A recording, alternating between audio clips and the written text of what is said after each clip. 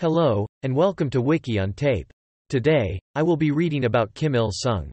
This recording was made on Thursday, September 24, 2020 by Wiki-On-Tape v1.2.0.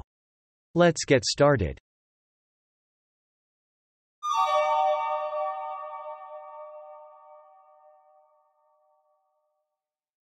Summary.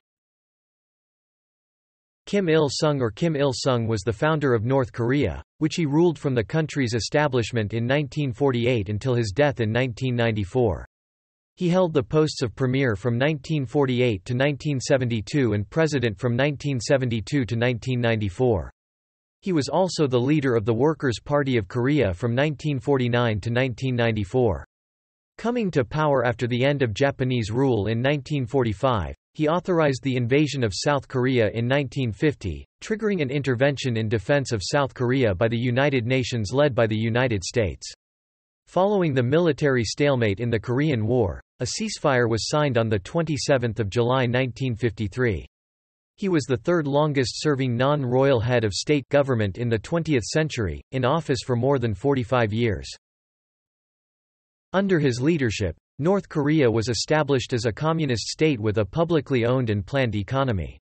It had close political and economic relations with the Soviet Union. By the late 1950s and during the 1960s and 1970s, North Korea enjoyed a higher standard of living than the South, which was suffering from political chaos and economic crises.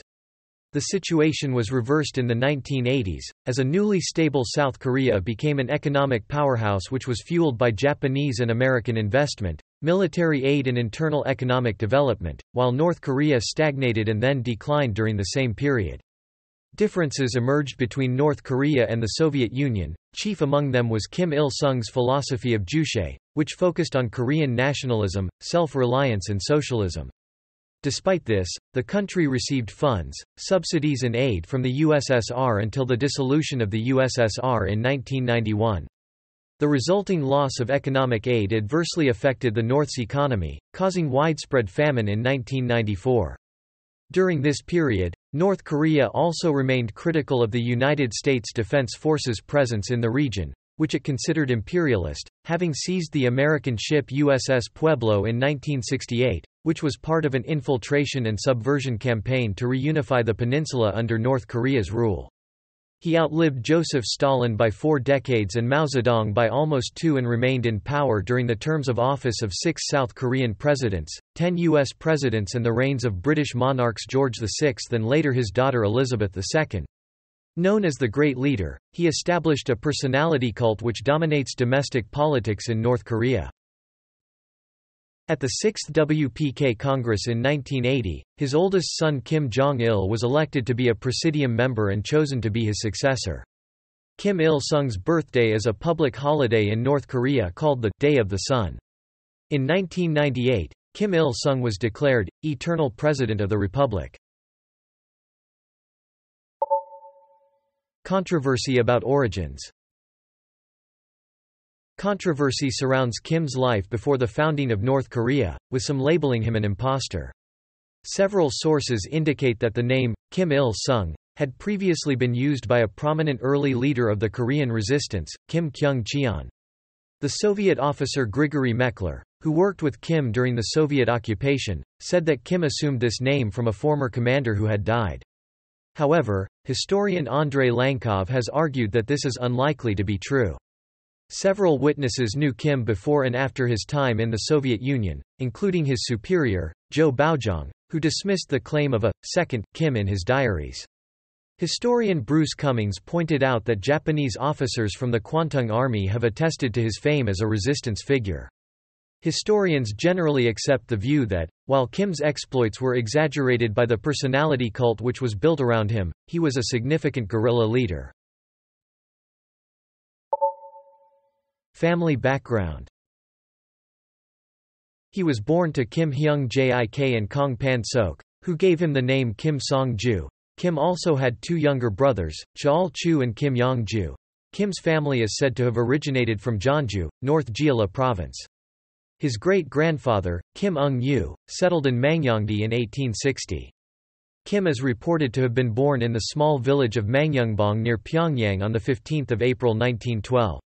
An early semi-official biography of Kim Il-sung, which published in 1964 in Japan with North Korean support, reported that Kim was born in his mother's home in Qinggyeong, and grew up in Mangyungbong. According to Kim, his family was not very poor, but was always a step away from poverty. Kim said that he was raised in a Presbyterian family, that his maternal grandfather was a Protestant minister, that his father had gone to a missionary school and was an elder in the Presbyterian Church, and that his parents were very active in the religious community.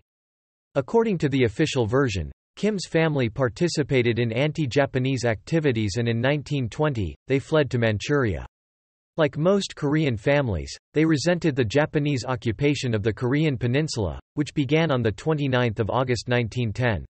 Another view seems to be that his family settled in Manchuria, as many Koreans had at the time, to escape famine.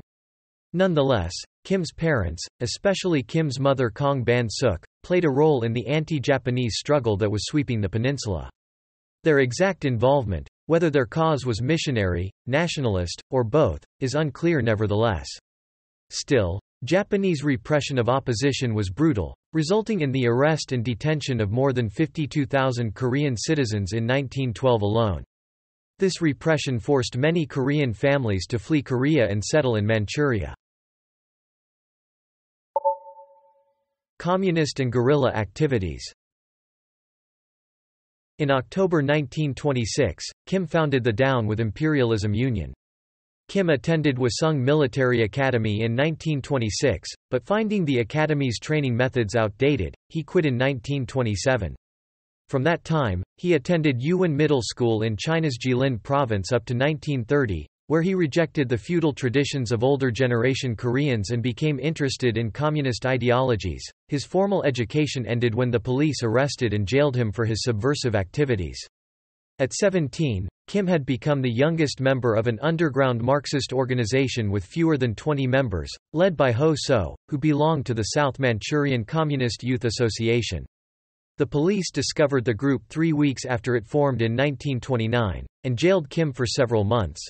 In 1931, Kim joined the Communist Party of China. The Communist Party of Korea had been founded in 1925, but had been thrown out of the Comintern in the early 1930s for being too nationalist. He joined various anti-Japanese guerrilla groups in northern China. Feelings against the Japanese ran high in Manchuria, but as of May 1930 the Japanese had not yet occupied Manchuria.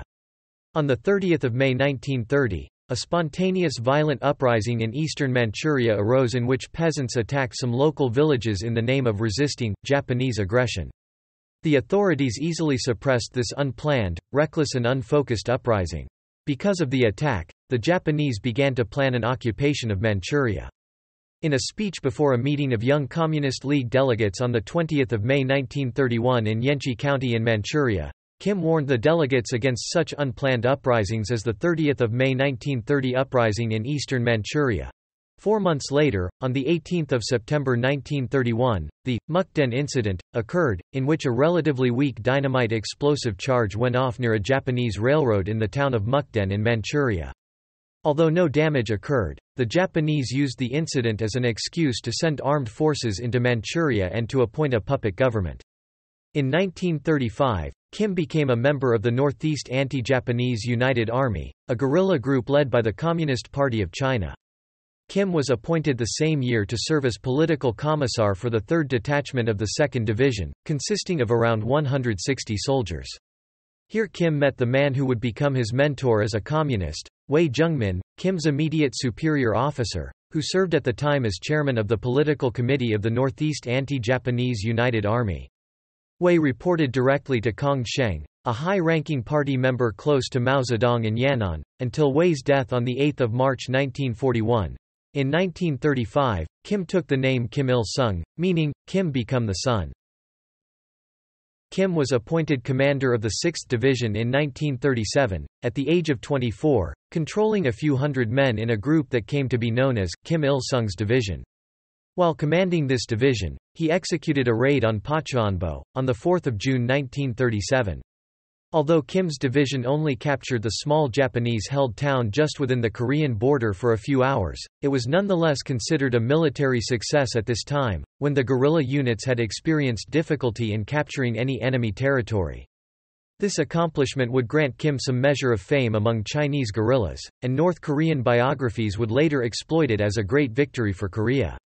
For their part, the Japanese regarded Kim as one of the most effective and popular Korean guerrilla leaders.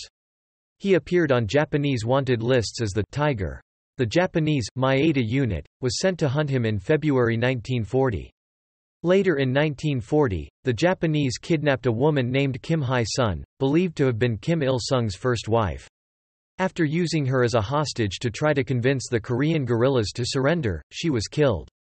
Kim was appointed commander of the 2nd Operational Region for the 1st Army, but by the end of 1940 he was the only 1st Army leader still alive.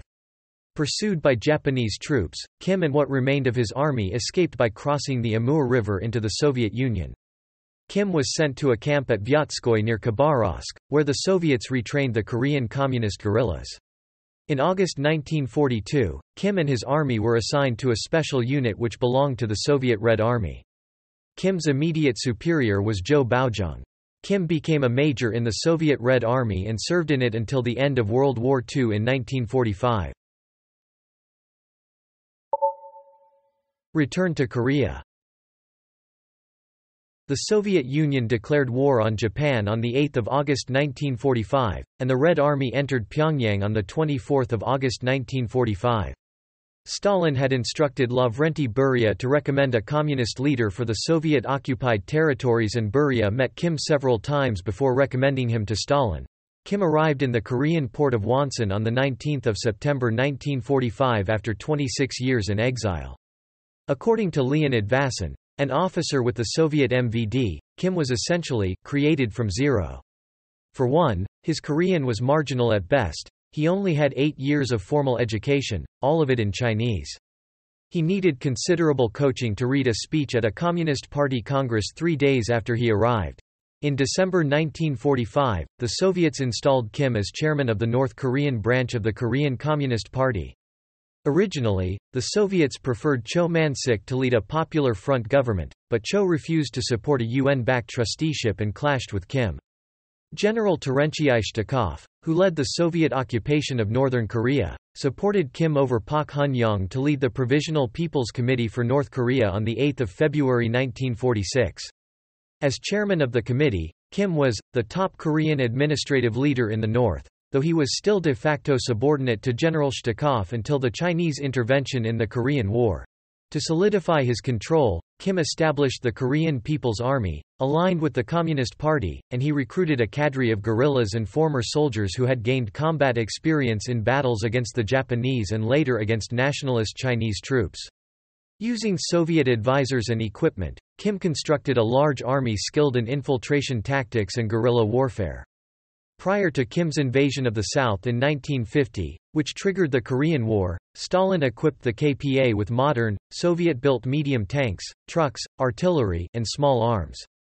Kim also formed an air force, equipped at first with Soviet-built propeller-driven fighters and attack aircraft. Later, North Korean pilot candidates were sent to the Soviet Union and China to train in MiG-15 jet aircraft at secret bases. Early years. Despite United Nations plans to conduct all Korean elections, the Soviets held elections of their own in their zone on 25 August 1948 for a Supreme People's Assembly. Voters were presented with a single list from the communist-dominated Democratic Front for the Reunification of the Fatherland. The Democratic People's Republic of Korea was proclaimed on 9 September 1948, with Kim as the Soviet-designated premier. On 15 August 1948, the South had declared statehood as the Republic of Korea. The Communist Party was nominally led by Kim Tu-bong, though from the outset Kim Il-sung held the real power. On 12 October, the Soviet Union recognized Kim's government as the sovereign government of the entire peninsula, including the South. The Communist Party merged with the New People's Party of Korea to form the Workers' Party of North Korea, with Kim as vice chairman. In 1949, the Workers' Party of North Korea merged with its southern counterpart to become the Workers' Party of Korea with Kim as party chairman. By 1949, Kim and the Communists had consolidated their rule in North Korea.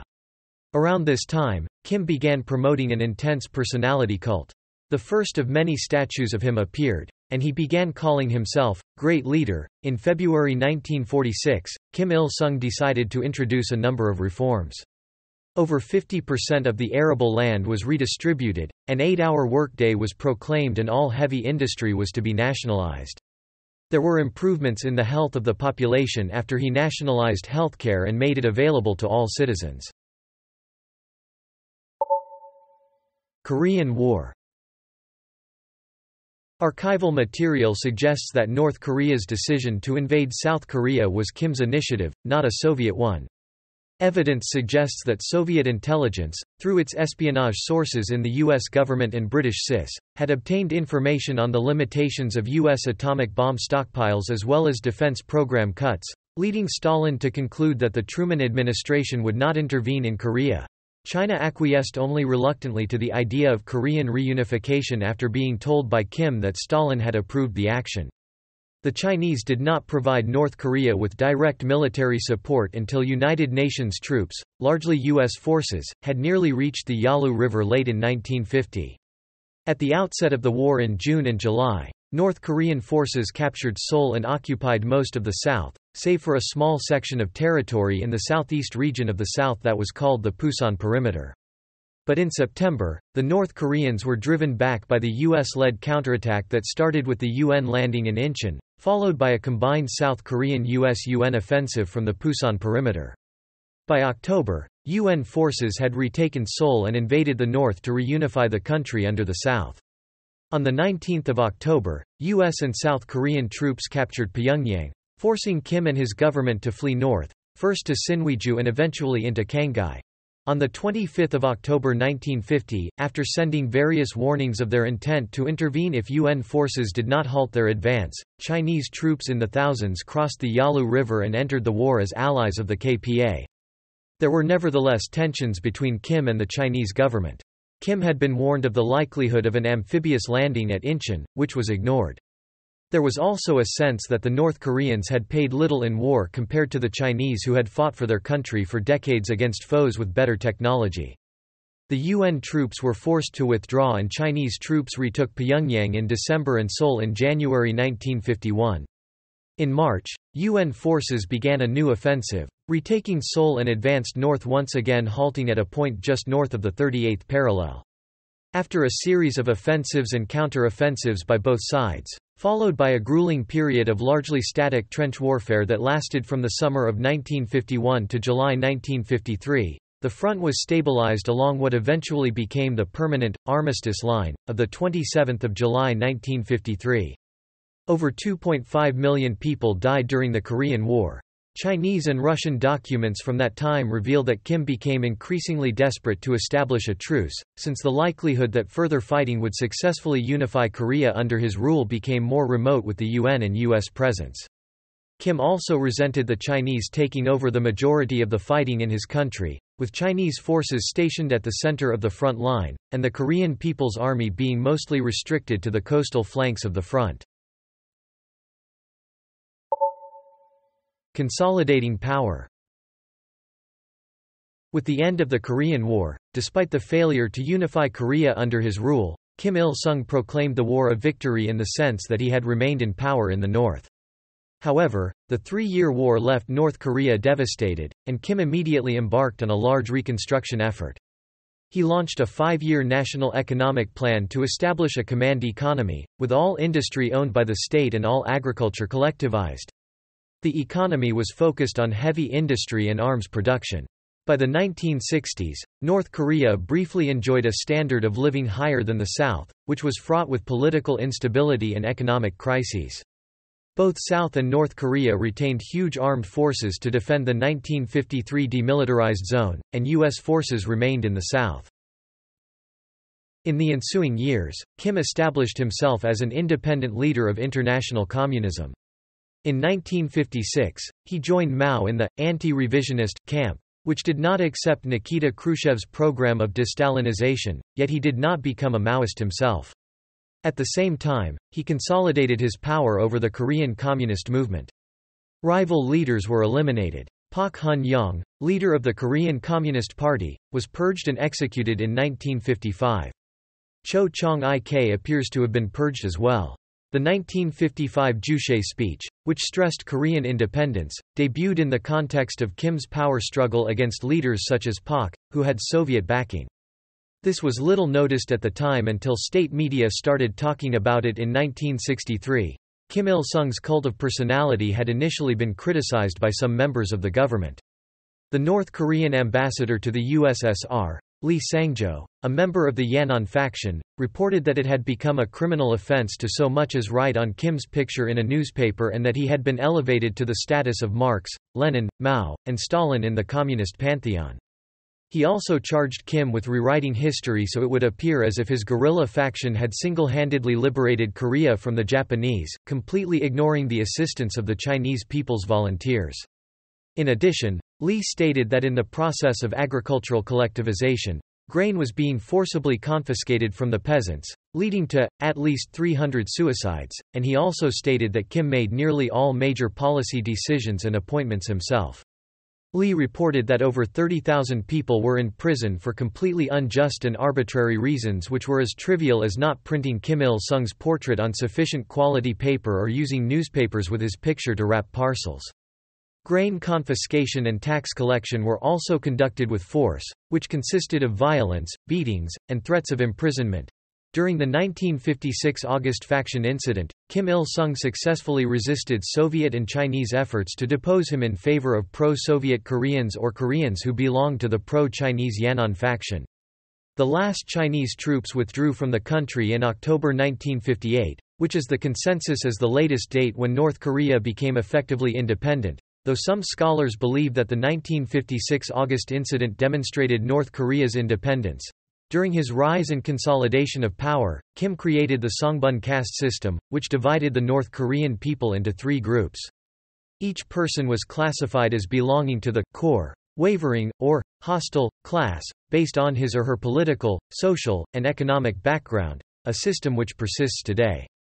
Songbun was used to decide all aspects of a person's existence in North Korean society, including access to education, housing, employment, food rationing, ability to join the ruling party, and even where a person was allowed to live.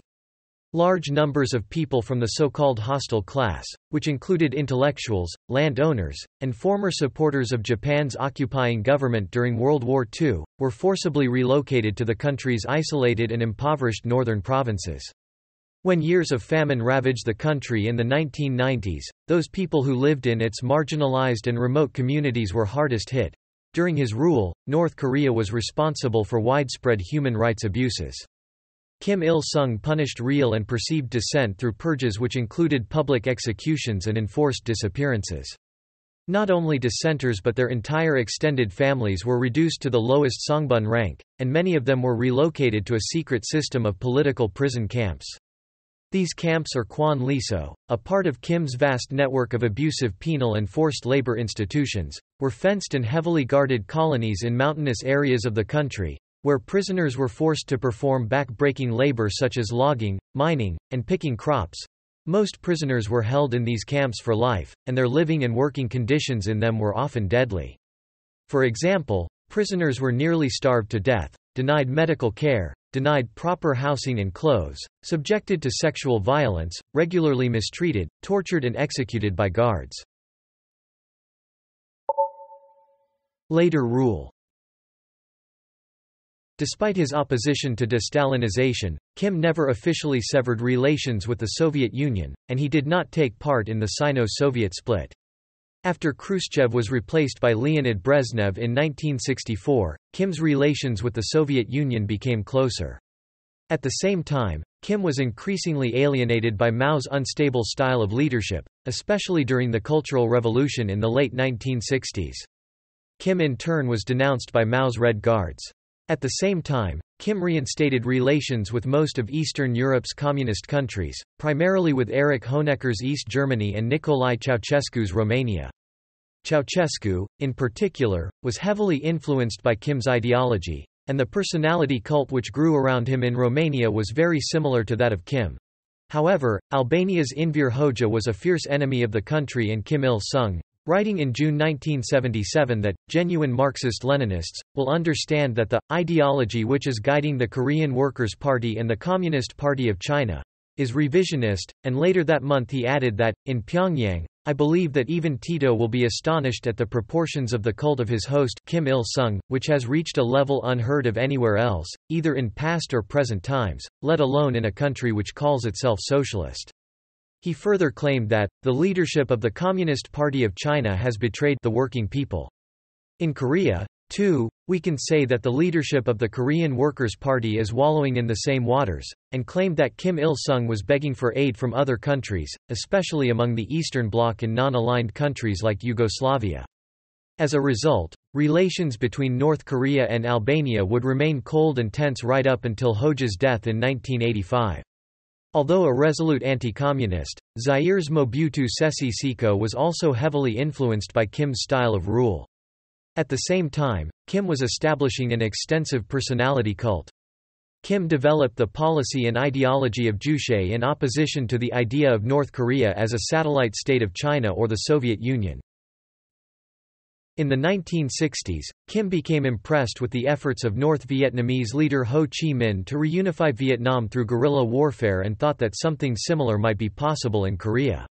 Infiltration and subversion efforts were thus greatly stepped up against U.S. forces and the leadership in South Korea. These efforts culminated in an attempt to storm the Blue House and assassinate President Park Chung-hee. North Korean troops thus took a much more aggressive stance toward U.S. forces in and around South Korea, engaging U.S. Army troops in firefights along the demilitarized zone. The 1968 capture of the crew of the spy ship USS Pueblo was a part of this campaign. The North Korean government's practice of abducting foreign nationals, such as South Koreans, Japanese, Chinese, Thais, and Romanians, is another practice of Kim Il-sung which persists to the present day.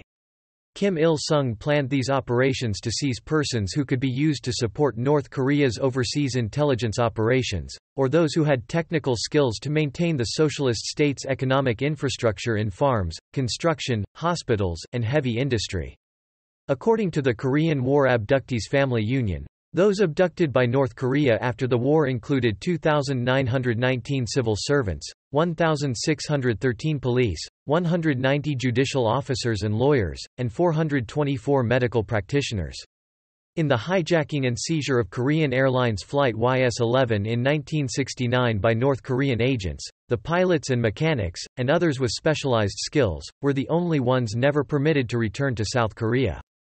The total number of foreign abductees and disappeared is still unknown, but is estimated to include more than 200,000 people.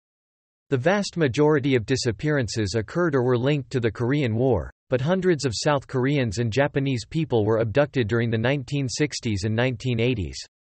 A number of South Koreans and nationals of the People's Republic of China have also been apparently abducted in the 2000s and 2010s. At least 100,000 people remain disappeared. A new constitution was proclaimed in December 1972, which created an executive presidency. Kim gave up the premiership and was elected president. On 14 April 1975, North Korea discontinued most formal use of its traditional units and adopted the metric system. In 1980, he decided that his son Kim Jong-il would succeed him, and increasingly delegated the running of the government to him.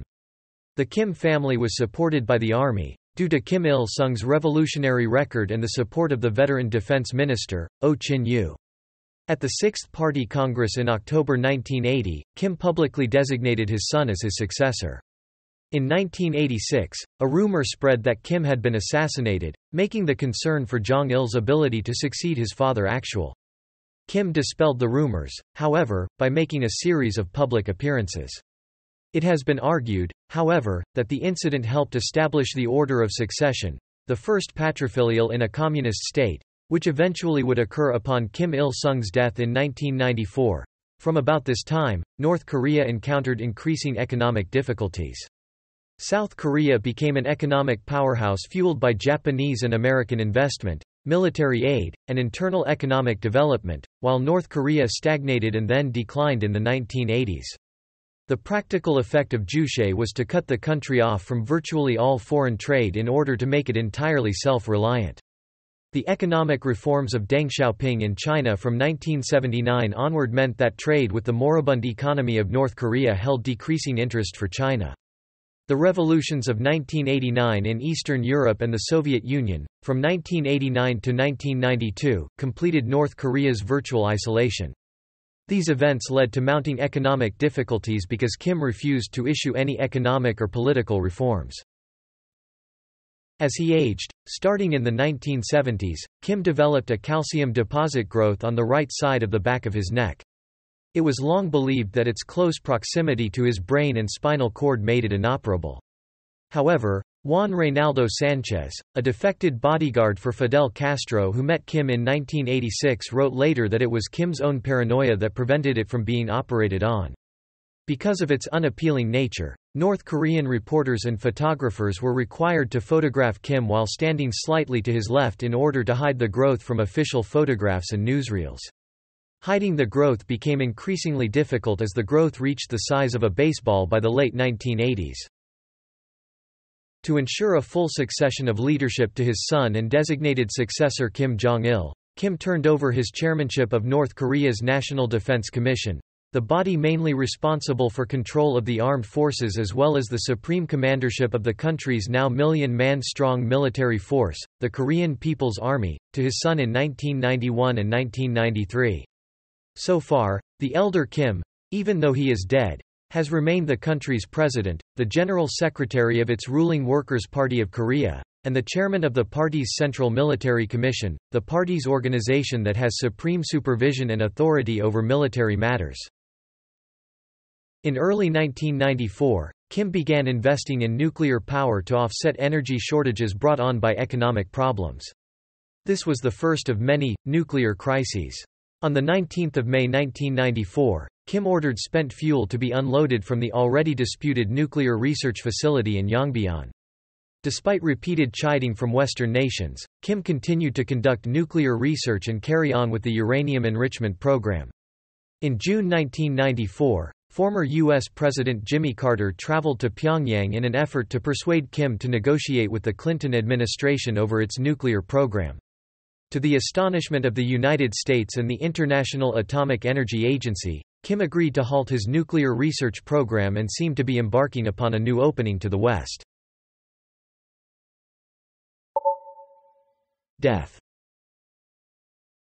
On the late morning of 8 July 1994, Kim Il-sung collapsed from a sudden heart attack at his residence in Hyeongsan, North Pyongyang. After the heart attack, Kim Jong-il ordered the team of doctors who were constantly at his father's side to leave, and arranged for the country's best doctors to be flown in from Pyongyang. After several hours, the doctors from Pyongyang arrived, but despite their efforts to save him, Kim Il-sung died later that day at the age of 82. After the traditional Confucian mourning period, his death was declared 30 hours later. Kim Il-sung's death resulted in nationwide mourning and a 10-day mourning period was declared by Kim Jong-il. His funeral was on July 17, 1994 in Pyongyang and was attended by hundreds of thousands of people who were flown into the city from all over North Korea. Kim Il-sung's body was placed in a public mausoleum at the Kimsusan Palace of the Sun, where his preserved and embalmed body lies under a glass coffin for viewing purposes. His head rests on a traditional Korean pillow and he is covered by the flag of the Workers' Party of Korea. Newsreel video of the funeral at Pyongyang was broadcast on several networks, and can now be found on various websites.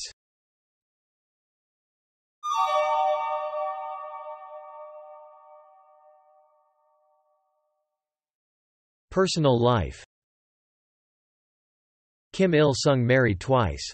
His first wife, Kim Jong-suk, gave birth to 2 sons before her death in childbirth during the delivery of a stillborn girl. Kim Jong-il was his oldest son. The other son of this marriage died in 1947 in a swimming accident. Kim married Kim Song-ae in 1952, and it is believed that he had 3 children with her: Kim Yong-il, Kim Kyong-il, and Kim Pyong-il.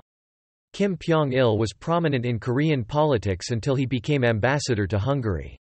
In 2015, Kim Pyong-il became ambassador to the Czech Republic, but officially retired in 2019 and resides once again in North Korea.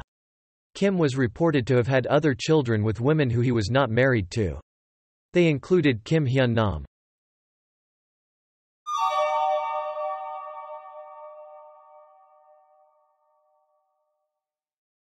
Awards. According to North Korean sources, Kim Il-sung had received 230 foreign orders, medals and titles from 70 countries since the 1940s until, and after, his death. They include the Soviet Order of the Red Banner and the Order of Lenin, Order of the Republic of Indonesia, the Bulgarian Order of Georgy Dimitrov, the Togolese Order of Mano, the Order of the Yugoslav Star, the Cuban Order of José Martí, the East German Order of Karl Marx, Order of the Republic of Malta, the Burkinabe Order of the Gold Star of Nahori, Order of the Grand Star of Honor of Socialist Ethiopia, the Nicaraguan Augusto César Sandino Order, the Vietnamese Gold Star Order, the Czechoslovak Order of Clement Gottwald, the Royal Order of Cambodia, the Malagasy Grand National Cross, the Mongolian Order of Sukbatar, and the Romanian Orders of Order of Victory of Socialism and Order of the Star of the Romanian Socialist Republic.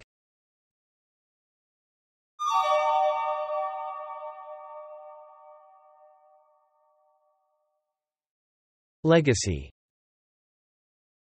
There are over 500 statues of Kim Il-sung in North Korea, similar to the many statues and monuments that Eastern Bloc leaders put up in honor of themselves. The most prominent are at Kim Il-sung University, Kim Il-sung Stadium, Manzaday Hill, Kim Il-sung Bridge and the immortal statue of Kim Il-sung. Some statues have reportedly been destroyed by explosions or damaged with graffiti by North Korean dissidents. Yongsan monuments have been erected throughout the country, each dedicated to the departed, eternal leader, Kim Il-sung's image, especially his posthumous portrait released in 1994, is prominent in places associated with public transportation, which hangs at every North Korean train station and airport. It is also placed prominently at the border crossings between China and North Korea. Thousands of gifts to Kim Il-sung from foreign leaders are housed in the International Friendship Exhibition. Kim Il-sung's birthday, Day of the Sun, is celebrated every year as a public holiday in North Korea. The associated April-Spring Friendship Art Festival gathers hundreds of artists from all over the world.